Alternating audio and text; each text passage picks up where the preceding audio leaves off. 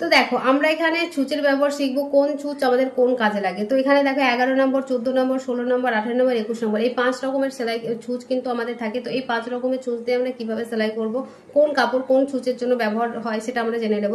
তো 21 নম্বর ছুঁচ যেটা আছে সেটা কিন্তু আমরা মোটা কাপড় জিন্সটাকে যদি 3 ডবল করে আমরা সেলাই করি বা কাঁথা সেলাই করি, সেক্ষেত্রে কিন্তু আমাদের 21 নম্বর ছুঁচ কিন্তু লাগবে। 18 নম্বর ছুঁচটাও কিন্তু আমরা মোটা জিন্স, যদি ধরো জিন্স প্যান্ট এইসব সেলাই করি, পর্দার কাপড় সেলাই করি, সেক্ষেত্রে কিন্তু আমাদের 18 নম্বর ছুঁচটা লাগবে।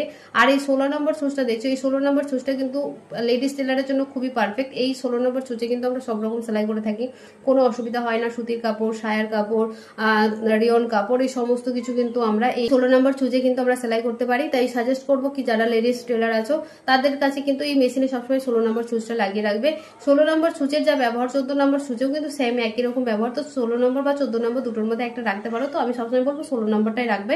আর 11 নম্বর ছুঁচটা হচ্ছে তোমরা কোনো নেটের যখন নেট সেলাই করবে, ধরো নেট বা জর্জেট বা গেঞ্জি কোনো কাপড়, সেই কাপড়ের ক্ষেত্রে কিন্তু আমাদের এই 11 নম্বর ছুঁচটা ব্যবহার করতে হবে। তো এই যে ছুঁচের ব্যবহারগুলো তোমাদের অবশ্যই জেনে রাখা উচিত। তো নিশ্চয়ই তোমরা জেনে অনেক উপকৃত হয়েছো। অবশ্যই জানাবে কেমন লাগলো ভিডিওটা। তো আজকের মতো বন্ধুরা